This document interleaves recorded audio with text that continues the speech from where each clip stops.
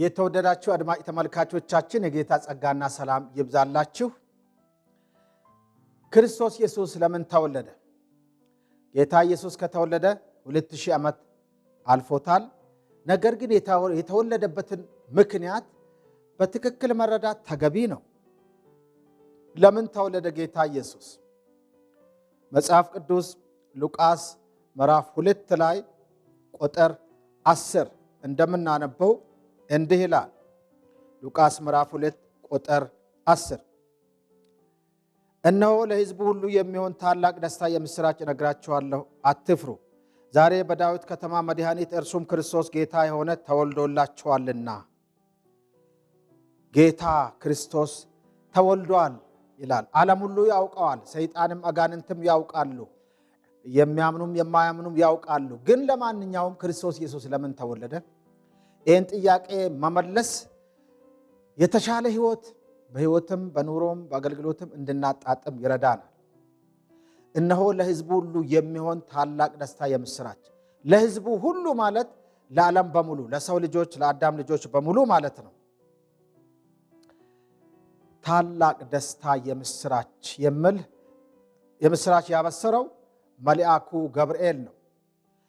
መጽሐፍ ቅዱስ በተለያየ ክፍል እንደምነግረን ኃጢአተኞችን ሊያድን ክርስቶስ ወደ ዓለም መጣ የሚለው ቃል የታመነና ሁሉ እንዲቀበሉት የተገባ ነው። አንደኛ ጢሞቴዎስ 1:15 እርሱ ሕዝቡን ከኃጢአታቸው ያድናቸዋልና ስሙን ኢየሱስ ትለዋለህ። ማቴዎስ 1:21 ላይ ሌባው ሰይጣን ማለት ሊሰርቅና ሊያጠፋም እንጂ ስለሌላ አይመጣም፣ እኔ ሕይወት እንዲሆንላቸው እንዲበዛላቸውም መጣሁ አለ ጌታ ኢየሱስ ስለ ራሱ አመጣጥ፣ ስለ ልደቱም ስለ ቀጣይ ስራውም ሲናገር ዮሐንስ ወንጌል 10:10 ላይ እነዚህ የክርስቶስ ልደት አበይት ጭብጦችን የሚያስረግጡ የመጽሐፍ ቅዱስ ክፍሎች ናቸው።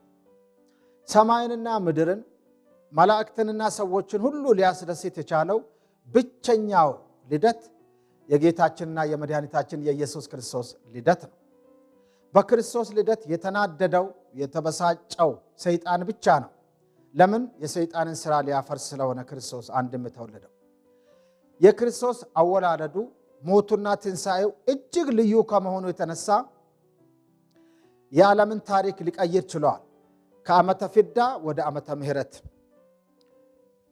ሊቀይር የቻለው ከዓመተ ዓለም ወደ ዓመተ ምሕረት የዓለምን ታሪክ የቀየረው የኢየሱስ ክርስቶስ ልደት ብቻ ነው። ከክርስቶስ ልደት በፊት በጣም ብዙ ታላላቅ የሚባሉ ሰዎች ተወልደዋል። ግን የነሱ ልደት የዓለምን ታሪክ ሲቀይር አልታየም። ጌታ ኢየሱስ ክርስቶስ የተወለደውም ለራሱ ጥቅም አይደለም። 100% ለሰዎች ስል ነው የተወለደውም የሞተው። ሕዝብን ከኃጢአት ለማዳን ተወለደም ሞተም። ሞትንም ድል አድርጎ እኛን ስለማጽደቅ ተነሳ።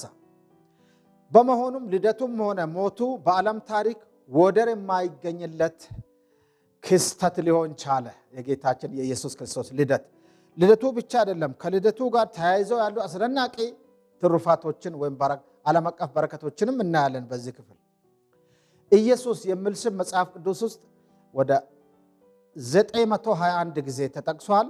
ክርስቶስ የሚል ስም በግሪክ ነው የተቀባ፣ ለማዳን የተቀባ መሲህ ማለት ነው። ክርስቶስ ወደ 519 ጊዜ ተጠቅሷል። ኢየሱስ ክርስቶስ የሚል ቃል 1440 ጊዜ ተጠቅሷል። በአጠቃላይ አዲስ ኪዳን ውስጥ ኢየሱስ ማለት ዕብራይስጥ ነው። ያሹዋ ከምለው እግዚአብሔር ያድናል የሚል በውስጡ ትርጉም የያዘ ነው። ኢየሱስ ማለት ያድናል፣ አዳኝ ማለት ነው። ክርስቶስ ደግሞ ለማዳን የተቀባ መሲህ ማለት ነው በግሪክ ቋንቋ። እንግዲህ ጌታችን ኢየሱስ ክርስቶስ ስለምን ተወለደ? ቃል በቃል ይህንን ጥያቄ እየመለስን ከሕይወታችንም ጋር እያዛመድን እያጣጣምን መከታተል አለብን። ይህንን መልእክት አንደኛ መድኃኒት ለመሆን ነው ጌታ ኢየሱስ ክርስቶስ የተወለደው።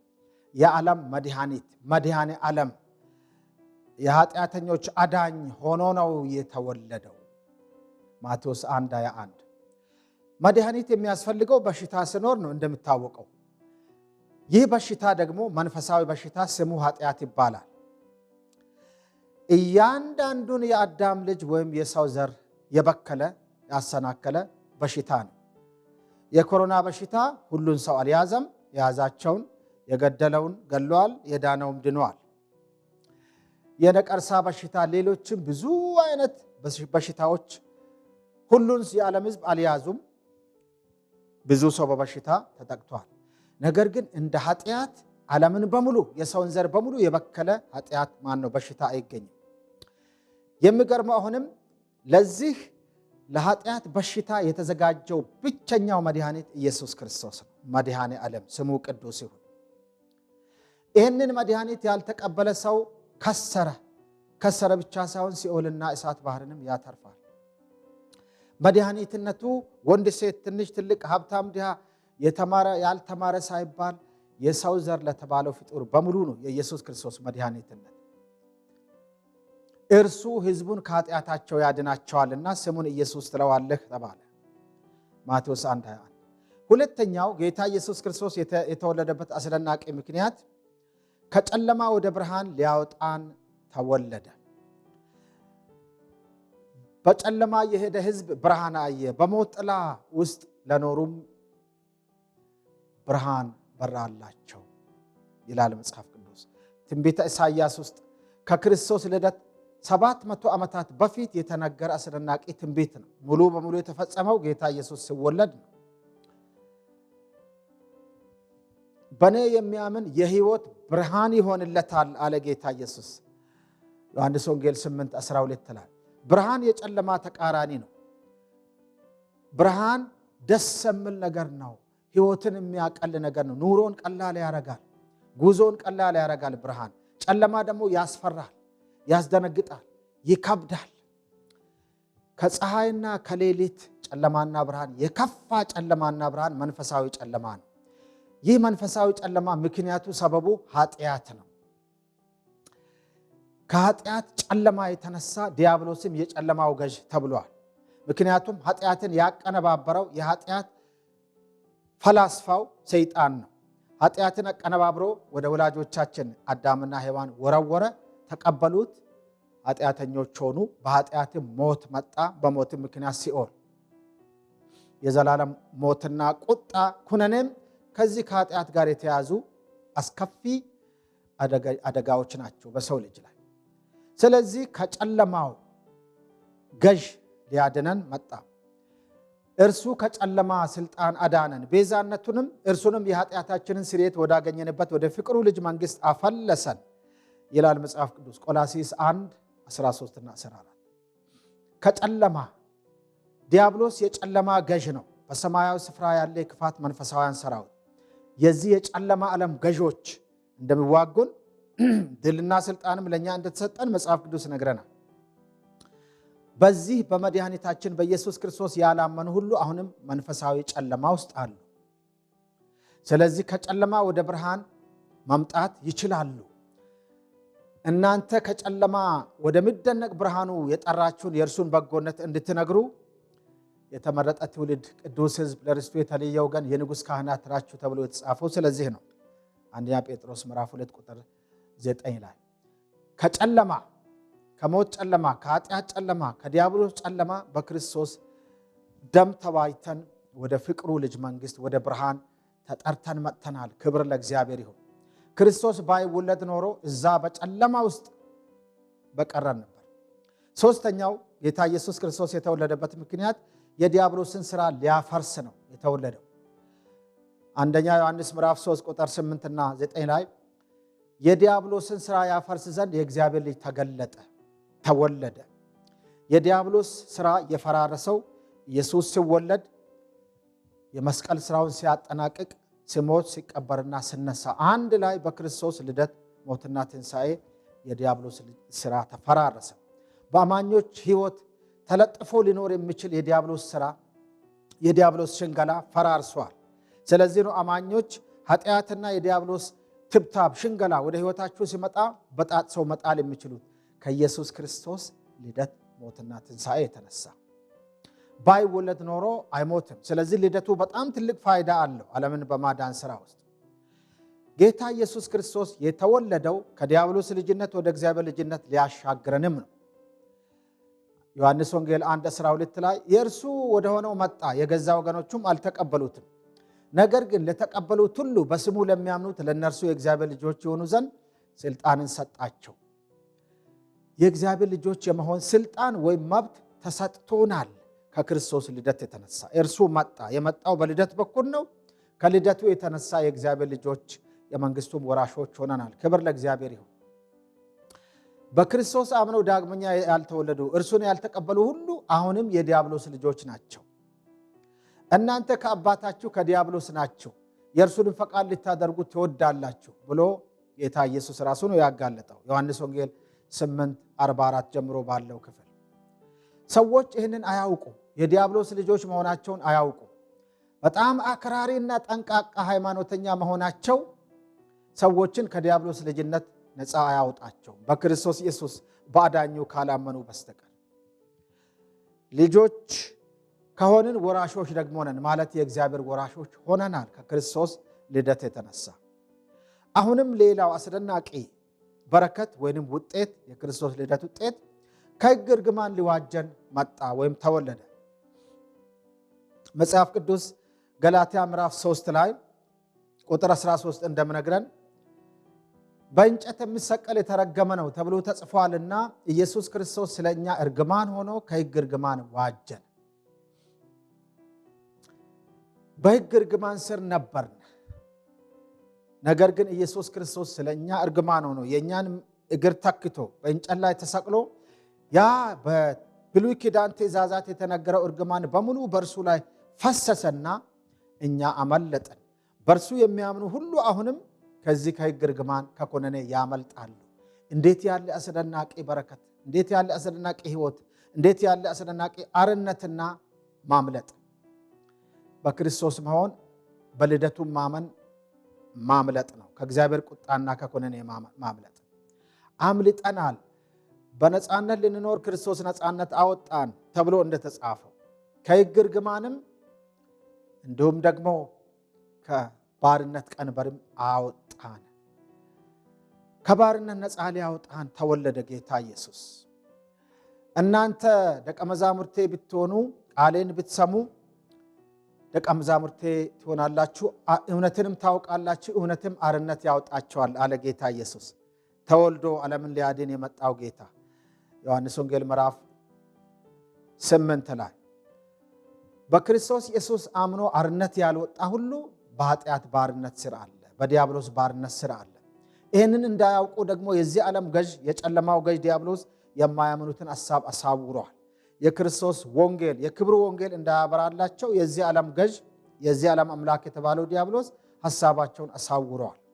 አያውቁትም እኮ በክርስቶስ ያላመኑ ሰዎች ትክክለኛ ኑሮ የሚኖሩ ይመስላቸዋል፣ ግን ጨለማ ውስጥ ነው ያለው። አስተሳሰባቸው ጨልሟል፣ ሕሊናቸውም ደንዝዟል። ነገር ግን የምስራች አለ። ይህንን መልእክት የሚሰሙ ክርስቶስ የሚያስፈልጋቸው በተወለደው በሞተው በተቀበረው በተነሳው ዳግመኛም ሊመጣ ባለው በእግዚአብሔር ልጅ በኢየሱስ ክርስቶስ ቢያምኑ ከኩነኔ ይድናሉ፣ ከጨለማ ወደሚደነቅ ብርሃን ይሻገራሉ። እንዲሁም ደግሞ ከዲያብሎስ ከጨለማው ገዥ ወደ እግዚአብሔር ልጅነት ይፈልሳሉ። በክርስቶስ ምክንያት አርነት ነፃነት ብቻ አይደለም ያገኘ ነው። ጌታ ኢየሱስ የተወለደው ጠላትነትን ሊያስወግድና እርቅ ሰላምን ሊያወርድ ነው። እርቀ ሰላም ወርዷል። አሁን መጽሐፍ ቅዱስ እንደምነግረን ሮሜ ምዕራፍ 5 ላይ ከእግዚአብሔር ጋር ጠላቶች ሳለን በልጁ ሞት ታረቅን ይላል። እንዴት ያለ አስደናቂ እርቀ ሰላም ወረደ ከሰማይ ወደ ምድር። ጠላቶች ነበርን ከእግዚአብሔር ጋር። ጠላትነት አሁን ተወገደ፣ እርግማንም ተሻረ ከክርስቶስ ልደት የተነሳ። ሁለተኛ ቆሮንቶስ ምዕራፍ 5 ቁጥር 18 ላይ ከራሱ ጋር አስታረቀን፣ በልጁ ሞት እግዚአብሔር ከራሱ ጋር አስታረቀን፣ የማስታረቅንም አገልግሎት ሰጠን። አሁን እኔ የምናገረው መልእክት የማስታረቅ አገልግሎት ነው፣ የማስታረቅ መልእክት ነው። ሰዎች ከእግዚአብሔር ጋር ያልታረቁ ሁሉ በክርስቶስ ሞትና ትንሣኤ አምነው ይታረቃሉ። የልደቱ ምስጢር ይህንንም ያካትታል። ኤፌሶን ምዕራፍ 2 ላይ ከፍጥረታችን የቁጣ ልጆች ነበርን፣ የእግዚአብሔር ጠላቶች ነበርን ይላል። አሁን ቁጣው በክርስቶስ ልደት ምክንያት ወደ ፍቅር ተቀይሯል። ለሚያምኑት በክርስቶስ ኢየሱስ ለሚያምኑት እርሱን ለተቀበሉት ብቻ ነው ይሄ ስርዓት የሚሰራው። የእግዚአብሔር ልጆች ሆንን፣ የፍቅር ልጆች ሆንን። ቁጣው ተወግዶ ፍቅር ሆነ። ጠላትነት ተወግዶ እርቅ ወረደ። በእኛና በእግዚአብሔር መካከል እርቀ ሰላም ወርዷል።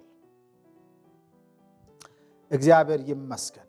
ከፍጥረታችን የቁጣ ልጆች የነበርን በኃጢአታችን በበደላችን ምክንያት አሁን ያ ሁሉ ተወግዶ የእግዚአብሔር ፍቅርና ምሕረት በዝቶልን ታርቀን ከእግዚአብሔር ጋር በሰላም እንኖራለን። የሚያሰጋን ነገር የለም።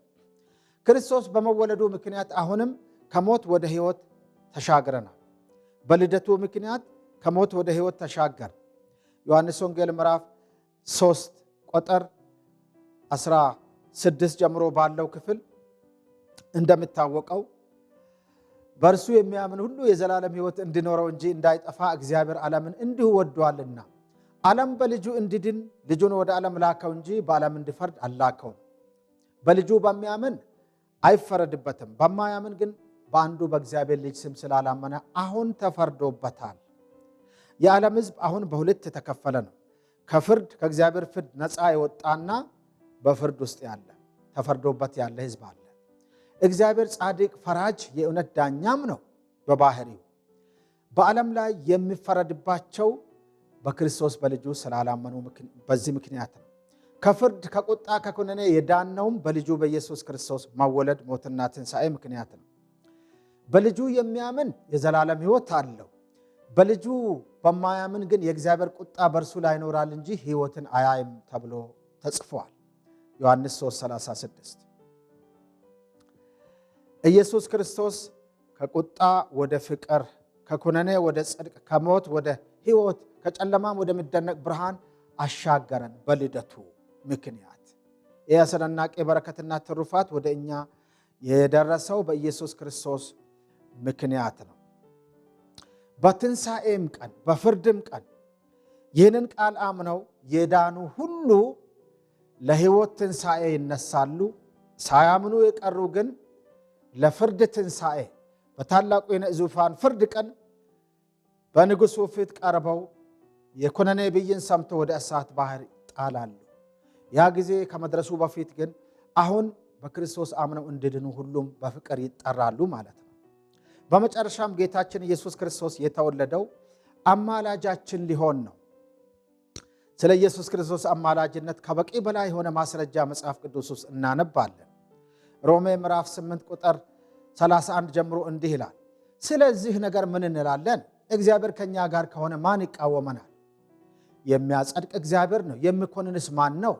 የሞተው ይልቁንም ከሙታን የተነሳው በእግዚአብሔር ቀኝ ያለው ስለ እኛ የሚማልደው ኢየሱስ ክርስቶስ ነው።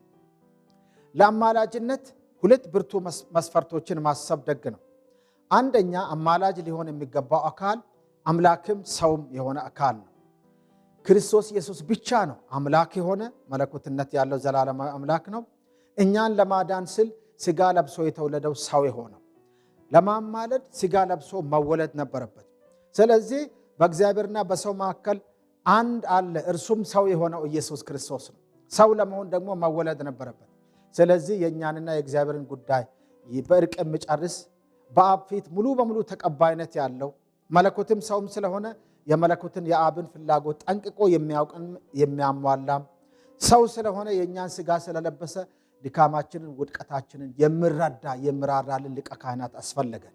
ስለዚህ ኢየሱስ ክርስቶስ ሰው ሆኖ ከቅድስት ድንግል ማርያም ከእመቤታችን ተወልዶ እኛን ሊያማልደን በቃ። ባይወለድ ኖሮ ማማለድ አይችልም ነበር። ለማማለድ ሊቀ ካህናት ለመሆን የማይሻር ሊቀ ክህነት ሊቀበል መወለድ ነበረበት። ሰው ሆኖ የሰውን ሥጋ ለብሶ አማላጃችን ሆነ። በሰማያት ያለፈ ትልቅ ሊቀ ካህናት የእግዚአብሔር ልጅ ኢየሱስ ስላለን ጸንተን ሃይማኖታችንን እንጠብቅ ይላል የዕብራውያን ጸሐፊ ምዕራፍ 4 ቁጥር 14 ላይ። ምክንያቱም ከኃጢአት በቀር በነገር ሁሉ እንደኛ የተፈተነ ነውና በድካማችን የሚራራልን ሊቀ ካህናት ነው። ስንወድቅ ደግሞም በኃጢአታችን ስንናዘዝ ይራራልናል። የሰይጣን ክስ ሁሉ ጊዜም ይቀርብብናል ወደ አብ። ነገር ግን ከልጁ ከኢየሱስ ክርስቶስ አማላጅነት የተነሳ ክሱ ሁሉ ውድቅ ሆኖ እንደገና አርነት እንወጣለን። በበጎ ሕሊና በንጹህ ልብ በእግዚአብሔር ፊት መመላለስ እንችላለን። አቅምና ድፍረት የምናገኘው በክርስቶስ አማላጅነት ምክንያት ነው። አምነን የዳንን የጸደቀን የእግዚአብሔር ልጆች ብንሆንም ከምናልፍበት የኃጢአት ትግልና ፍልሚያ የተነሳ ጉዳት፣ መውደቅ፣ መነሳት ይኖራል። ይህንን ጠንቅቀን እናውቃለን። ነገር ግን ከክርስቶስ ኢየሱስ የአማላጅነት ሥራ የተነሳ እንደገና አቅምና ብርታት፣ ምሕረት እናገኛለን። እንግዲህ ምሕረትን እንድንቀበል በሚያስፈልገንም ጊዜ የሚረዳንን ጸጋ እንድናገኝ ወደ ጸጋው ዙፋን በእምነት እንቅረብ ተብሎ የተጻፈው የሚያስደንቅ መልእክት በዚህ ምክንያት ነው። ዕብራውያን ምዕራፍ 4 ቁጥር 16 ምሕረት ማለት አቅም ነው። በእግዚአብሔር ፊት የሚያቆም አቅም ነው። ጸጋ ደግሞ በሚያስፈልገን ጊዜ ሁሉ የሚረዳን ጸጋ፣ የሚያበረታን፣ የሚያቆመን፣ የሚያጸናን የእግዚአብሔር ጸጋ ያስፈልገናል። ክብር ለእግዚአብሔር ይሁን።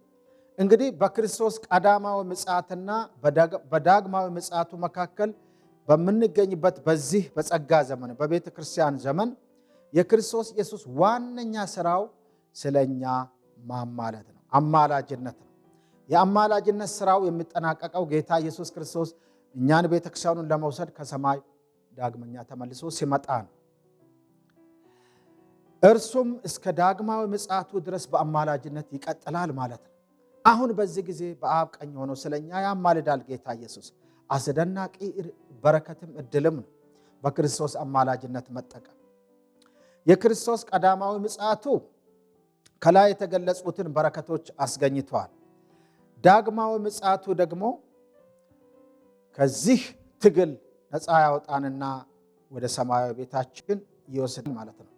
ስለዚህ እነዚህን አስደናቂ ከላይ የተዘረዘሩ በረከቶችን በዚህ ሕይወት እያጣጣምን ዕለት ዕለት ጌታን እንድንከተለው ያስፈልገናል ማለት ነው። ስለዚህ እናንተ ደግሞ ተዘጋጅታችሁ ኑሩ፣ የሰው ልጅ በማታስቡበት ሰዓት ይመጣልና። እስከ ምጽአቱ ጊዜ ድረስ በዚህ ሕይወት ያለን እነዚህን ከላይ የተዘረዘሩ አስደናቂ የክርስቶስ ልደት፣ ሞትና ትንሣኤ ትሩፋቶችን እንደ አማኞች በዕለት ተዕለት ሕይወታችን ማጣጣም የተፈቀደልን አስደናቂ በረከት ነው። እንዲሁ ክርስቶስ ደግሞ የብዙዎችን ኃጢአት ሊሸከም አንድ ጊዜ ከተሰዋ በኋላ ያድናቸው ዘንድ ለሚጠባበቁት ሁለተኛ ጊዜ ያለ ኃጢአት ይታየላቸዋል ተብሎ ተጽፏል። ዕብራውያን ምዕራፍ 9 ቁጥር 28 በቀዳማዊ ምጽአቱ ዓለምን የማዳን ሥራ የኃጢአተኞች ቤዛ ሆኖ አጠናቀቀ። በልደቱም፣ በአገልግሎቱም፣ በሞቱም፣ በትንሣኤው ዓለምን የማዳን ሥራ አጠናቆ ተመልሷል። በዳግመኛ ምጽአቱ ደግሞ አሁን እንጠባበቃለን ዳግመኛ መጥቶ እንዲወስደን። በዳግመኛ ምጽአቱ መጥቶ ሙሉ በሙሉ እስኪያሳርፈንና ወደ ብፅዕና ወደ ፍጹም ቅድስና እስኪወስደን ድረስ ወደ አባታችን ቤት አሁን በዕለት ተዕለት ሕይወታችን የእርሱን ምጽአት ድንገት ስለሚመጣ እየተጠባበቀን እንኖራለን። አሁን የምንገኘው በሁለቱም ምጽአቶች መካከል ነው። እኛ የክርስቶስ ተከታዮች የእግዚአብሔር ልጆች በቀዳማዊ ምጽአቱና በዳግማዊ ምጽአቱ መካከል እንገኛለን። በአዲስ ኪዳን ዘመን ጌታ ኢየሱስ ክርስቶስ ከዛሬ 2000 ዓመት በፊት ዓለምን ለማዳን ሰው ሆኖ ሲወለድ ኃጢአተኞችን የማዳን ሥራውን አጠናቀቀ። ሁለተኛ ዳግመኛ ተመልሶ ሲመጣ ኃጢአተኞችን ሊያድን እርሱን ለሚጠባበቁት ይመጣል።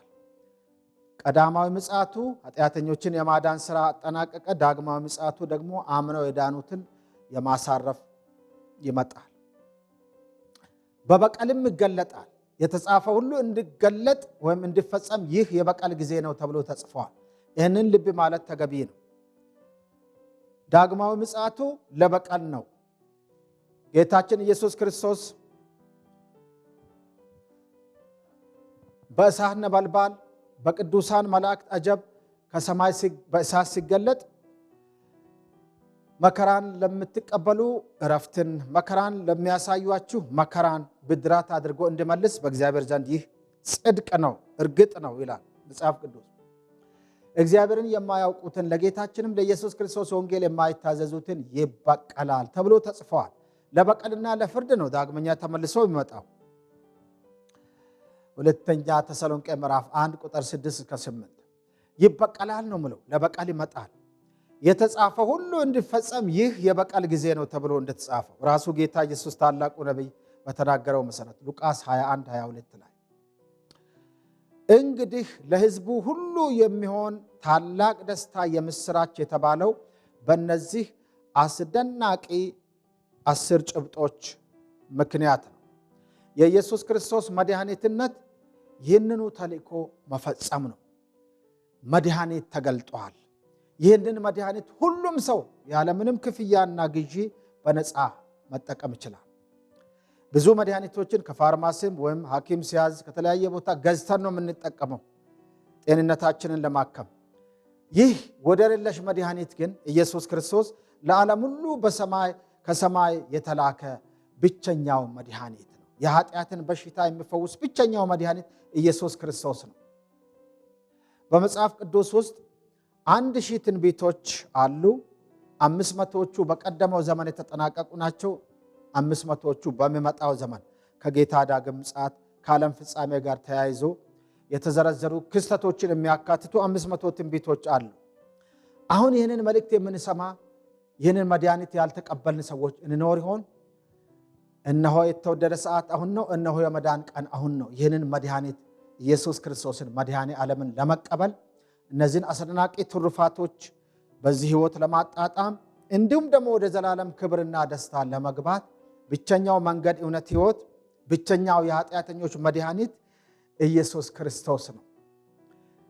እንግዲህ ይህንን ደስታ፣ ሕይወት፣ እረፍት፣ ብፅዕና እንድትቀበሉ አበረታታችኋለሁ። በክርስቶስ አምነን የዳንን ሁላችንም ደግሞ ለምጽአቱ ተዘጋጅተን በንቃት እንድንኖር አበረታታችኋለሁ። እግዚአብሔር ይባርካችሁ። መልካም ጊዜ። ተባረኩ።